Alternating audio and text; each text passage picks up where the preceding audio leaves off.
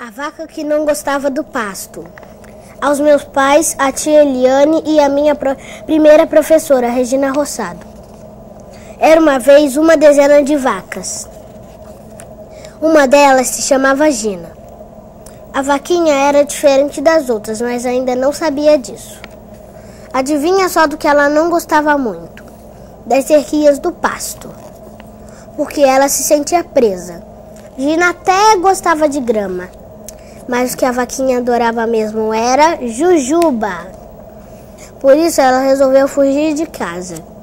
Mas Gina tinha um plano. Bom, para saber então qual é o plano, né? A menina Nina Krivoshine, que tem 7 anos, está aqui lendo pra gente A Vaca que Não Gostava de Pasto. A autora, ela mesma, né? Dá para ver pela intimidade que ela tem com esse texto. Então, neste dia 12 de outubro, o Conexão Futura recebe aqui a Nina e também uma outra escritora que já é menina há mais tempo, a Janaína Michalski, autora do livro Onde o Sol Não Alcança. Primeiro, queria agradecer a presença de vocês aqui. Queria falar um pouquinho, primeiramente com a Nina, de onde surgiu a ideia de escrever sobre essa vaca que não gostava de pasto, Nina? A minha tia tem um sítio, que aí lá tem muita vaca. E quando eu era pequena eu adorava visitar o sítio dela, porque eu via a vaquinha, assim, e geralmente eu via ela tirando leite da vaca. Aí eu pensei, aí mamãe escreveu o livro, o Fragmento do Desencontro, e eu, assim, aí no lançamento ela me levou, e eu, assim, voltei pra casa. Aí no dia seguinte eu voltei da escola com a ideia, mãe, vou escrever um livro. Ela te deu coragem, então, para colocar no papel esse texto, não é isso? Você se vê um pouco nela, Janaína? Sim, essa menina curiosa, né, habilidosa, observadora. Sim e não, né? Quanto à observação, eu acho que sim. Eu era uma menina muito observadora também, mas eu me descobri escritora muito depois, quando alguém me deu coragem de escrever uma história que desde os 7 anos estava dentro de mim. Onde o Sol Não Alcança está desde os 7 anos dentro de mim, né? Estava até pular para o papel, mas precisei de uma coragenzinha também. O que é preciso, então, para amadurecer uma boa história? O que faz você ter nas mãos uma boa história? Queria começar por você com isso. Olha, uma boa história, eu acho que ela é recheada de assombro, né? Porque a vida, ela é lotada de histórias o tempo todo, ela é feita de histórias. E eu acho que ela deve saltar para o papel no momento que a gente fala, troca naturalmente com uma pessoa essa história e você vê no olhar que aquilo causou um estranhamento, causou uma emoção. Essa é a boa história, eu acho. O seu livro tem isso? Você acha que conseguiu assim achar o tempero certo? Isso a gente nunca sabe, né? Mas eu sinto no olhar do outro alguma coisa. Às vezes um riso da criança. Eu sei que esse livro, Onde o Sol Não Alcança, a criança está lendo, está estranhando, daqui a pouco dá uma risadinha. Então isso é legal. Ou um adulto que vem com uma lagriminha. Então isso está me dizendo que a história é boa, porque está mexendo com a emoção, né? A história da Nina, que ela acabou de ler, já mexeu comigo, porque falou de liberdade, falou que a vaquinha estava se sentindo presinha ali dentro e que ela não gostava de grama, ela queria jujuba horas. Que então, tudo bem também, né? Gostar de outras coisas, isso que é bacana, né? Nina, você já fez essa experiência alguma vez, que a Janaína está citando aí, de ver alguma criança lendo o seu livro, de observar assim de longe para saber que reação ela teve? Já. Já fez? E como é que foi?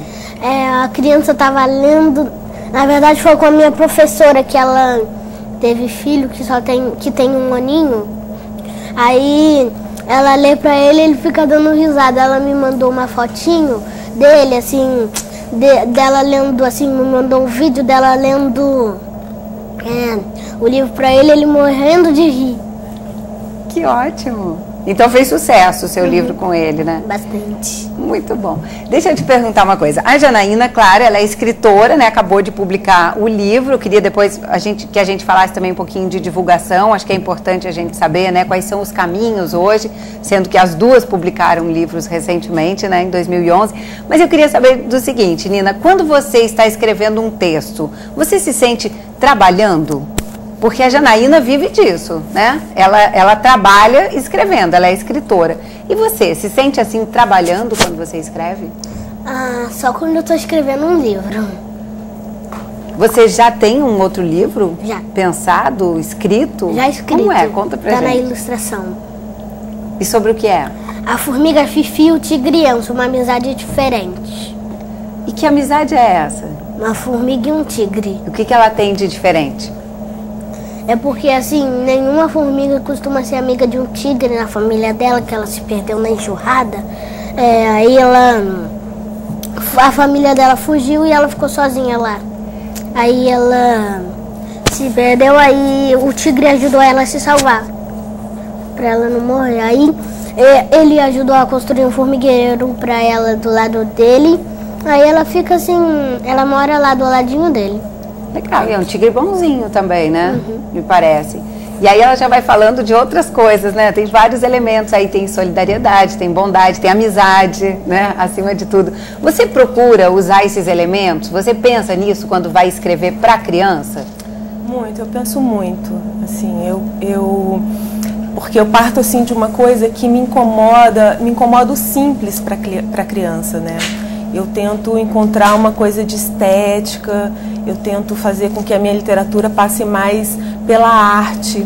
Então eu trabalho muito. Onde o Sol Não Alcança, no Word, ele é 2 páginas e meia. Mas eu passei 2 anos e meio em cima desse texto, né? Então eu realmente trabalho muito. Ele nasceu, ele pulou de mim, do meu coração, em uma tarde.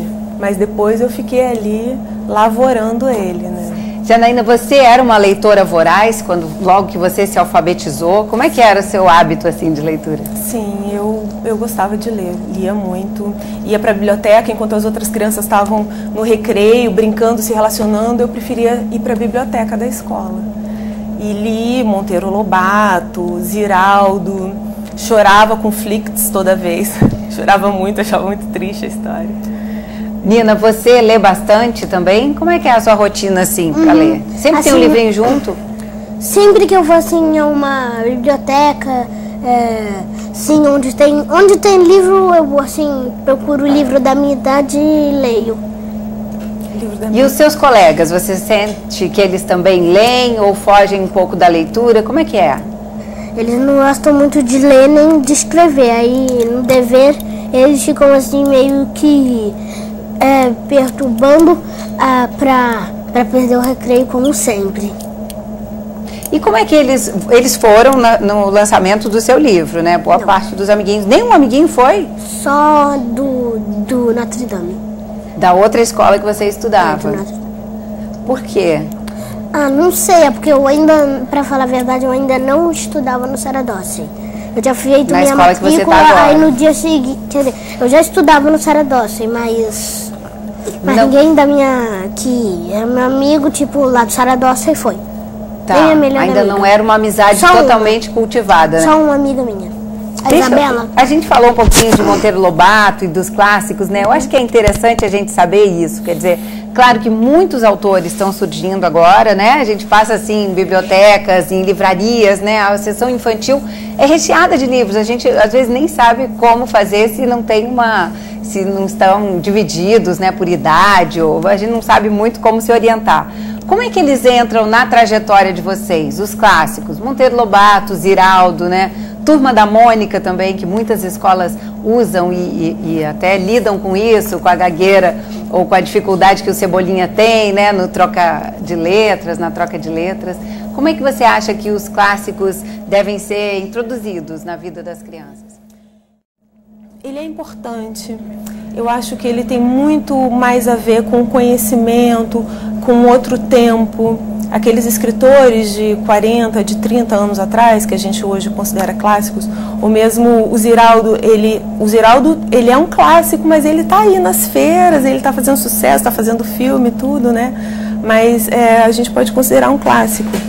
O que acontece? Eles têm um outro tempo, que é importante, que é o tempo da literatura, de se entender um texto em profundidade, de se entender aquele personagem que mescla com o outro, o porquê, qual é aquele contexto ali dele, né? Hoje, o que acontece? Como a gente está na era do audiovisual, é tudo rápido, é tudo pá, então a tendência, eu acho, dos autores atuais é uma tendência mais de web, de textos rápidos que a criança já entenda. E aí isso é legal, pode entrar na parte do entretenimento, como entretenimento, mas não é conhecimento, talvez não seja literatura, sabe? A gente tem que pensar um pouco. Refletir um pouco sobre isso, né? Nina, eu queria saber de você, quando você fala que você já escreveu um livro e você revela a sua idade, que você tem 7 anos, como é que é a reação das outras crianças? O que elas falam para você sobre isso? Assim, de vez em quando, assim, elas elogiam muito, dizem que eu tô de parabéns, e certas crianças, assim, não dizem nada. As crianças que não se interessam pela leitura, por exemplo, não dizem nada. E as suas professoras? As professoras sempre me elogiam, assim, falam que eu tô de parabéns, quando é que eu vou escrever o próximo, que elas vão no lançamento e tal. Que legal. Nina, e como é que você espera que as escolas usem seu livro? Porque uma vez que o seu livro já está aí disponível nas estantes, né, nas livrarias, ele pode ser comprado e adotado pelas escolas, né, para depois ser lido. Como é que você imagina, assim? Eu acho que foi adotado pela aldeia Curumim, não sei se você conhece. Não. Foi adotado pela escola, né? Aí eu pensei, poxa, eu acho que eles vão adotar meu livro, mas eu ainda não sei se não tenho certeza. E como é que você imagina, assim, que poderia ser essa leitura? Que eles usassem um espaço para contação de histórias, ou que apenas a professora lesse, assim, na sala de aula? Eu acho que, assim, seria legal, assim, eles lerem, tipo assim, se tiver biblioteca lá, tipo assim, uma leitura, as crianças escolhem, vai ser esse, vai ser aquele. Aí eles fazem votação, eu vou querer Vaca que não gostava do passo, da Nina e tal. Aí a professora lê, sei lá. A partir de então, tudo certo, né? E você tem ido a algumas escolas também, né? A sua mãe me contou que o Projeto Pequeno Escritor. Você lê para crianças? Leio. E quando eu quero, né? Como é que é? Quando eu quero, eu leio, assim. Quando você quer. Não tem obrigação de ir, é isso, né? Mas é quando a mamãe diz assim, Nina, você quer ler? Aí eu digo não, aí eu não leio não. Só falo um pouquinho sobre o livro. Que legal. Isso é interessante também, né? Que é um respeito, porque a criança, ela não tem que ter essa obrigação, né? De participar de seminários, de palestras o tempo todo, né? Até porque ela tem uma rotina escolar que toma boa parte do tempo dela, né? Como é que você tem visto o fato de crianças, além de serem leitoras, também escreverem suas próprias publicações? Olha, eu acho incrível. Eu acho que faz parte desse tempo das coisas mais aceleradas, né? Eu, na idade da Nina, estava vivendo as minhas histórias, estava aqui pensando em ser bailarina, pensando em mil outras coisas, né? E hoje, com o olhar de adulta, eu consigo perceber que eu era escritora, que tudo que mais me interessava no balé e nas coisas que eu gostava eram as histórias, eram as pessoas. Então eu era escritora. E ela se perceber hoje, se sacar escritora, eu acho incrível, né? Como outras crianças também. Mas sabe que tem uma coisa assim que eu acho, me incomoda um pouco a questão da leitura como o mais importante dentro da escola, estimular muito. Eu acho assim, a leitura, a literatura, para quem é da leitura e da literatura. O esporte para quem é do esporte, a música para quem é da música, sabe? Às vezes eu acho que pode ficar um pouco chato muita leitura. Tentar desenvolver outras capacidades, né? Outras competências das crianças, é isso que você está apontando? Eu acho, respeitar quem não é da leitura, ou, lógico que dentro da área que você gosta, sabe? Se é esporte, é futebol, estimular um livro de futebol para os meninos lerem aquilo, sabe? Não poesia, não uma coisa frufru. De repente não é aquilo que ele quer, ainda mais nesse tempo da gente, de tanta aceleração, multicoisas, né? E esse tempo que a gente vive hoje, ele tem espaço, quer dizer, ele abre outros espaços para divulgação? Isso eu queria saber, porque, né, a gente tem hoje redes sociais, você tem uma série de formas, né, de fazer circular essa informação.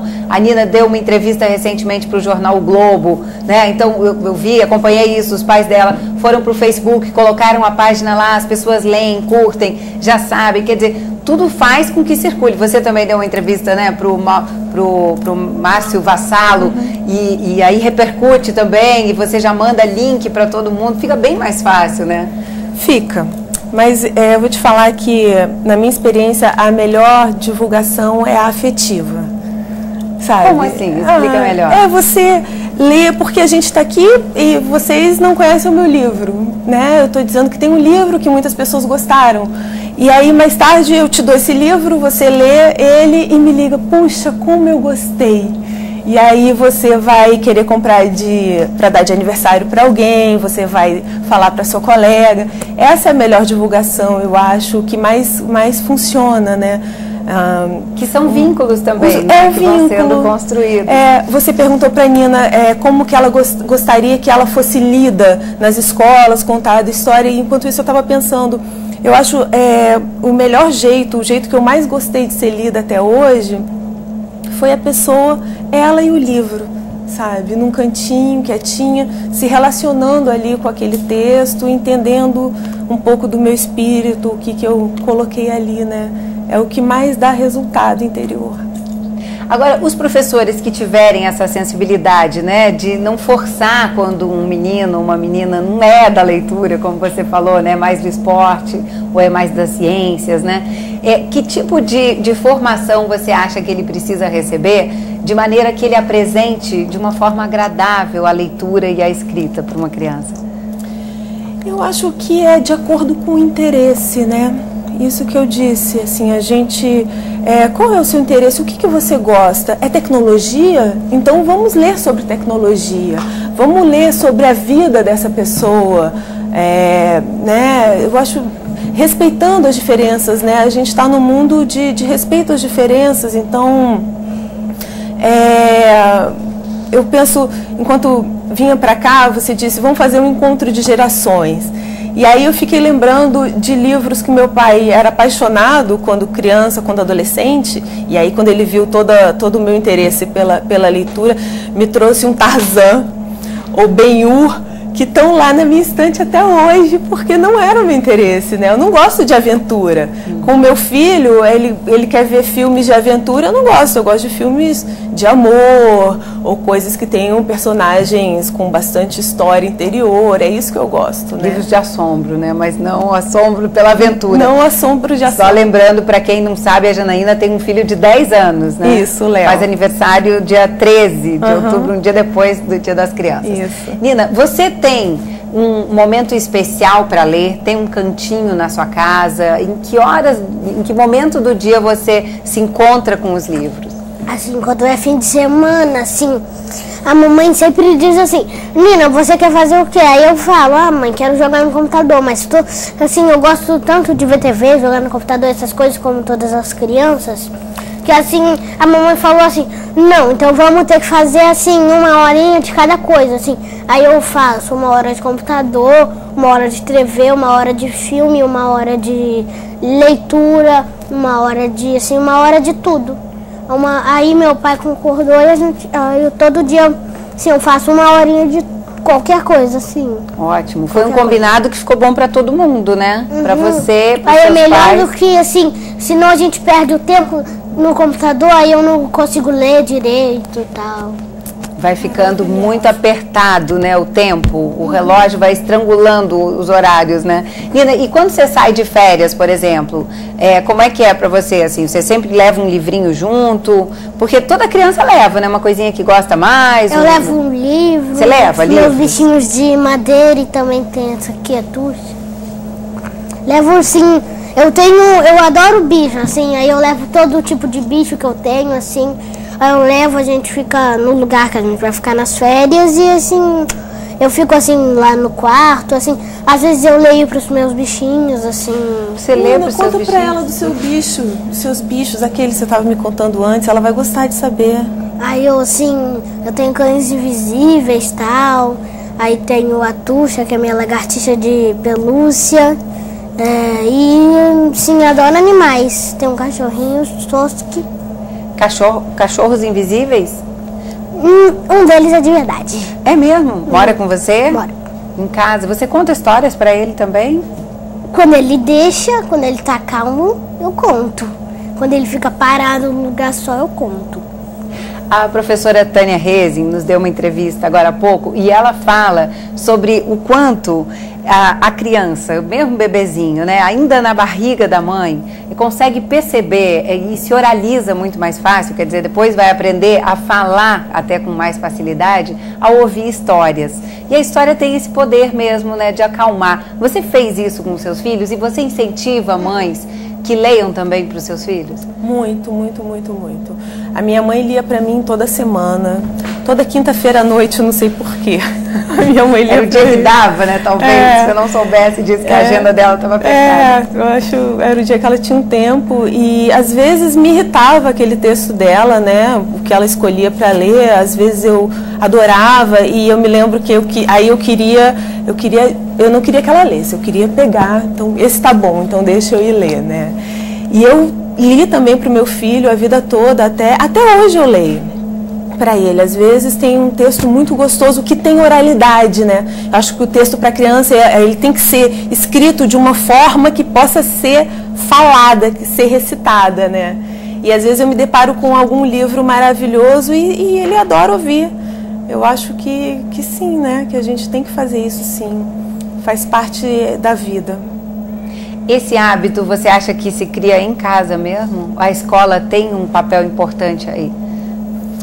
Eu acho, olha, os maiores leitores e escritores que eu conheci, pelo menos, né, dentro da minha trajetória, eu vejo que é mais em casa.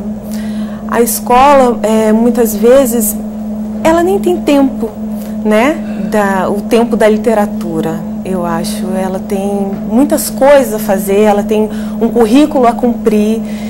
A gente vê escolas que têm um esforço muito grande, professores de sala de leitura que têm aquela paixão, aquele esforço de impregnar as crianças de poesia e desse mundo da literatura, mas eu acho que os verdadeiros, assim, a essência, quando ela chega nas crianças, eu acho que é por casa, eu acho. É só o que eu acho, como diz o Márcio Vassalo. É só o que eu acho. Não, lembrando que Saramago, por exemplo, não teve livros na infância, né? E ele passou a ser reconhecido depois dos 60 anos, né? Mundialmente conhecido, ele falecido o ano passado. Pra gente encerrar essa conversa, você tem uma poesia para ler, né? Eu queria que você se preparasse aí. Enquanto eu pergunto aqui para Nina, qual é o livro que você mais gosta? Você tem um preferido, assim, que você recomendaria para outras crianças? Sim. Um preferido eu não tenho, eu tenho vários preferidos. Cita alguns pra gente? Você lembra os nomes?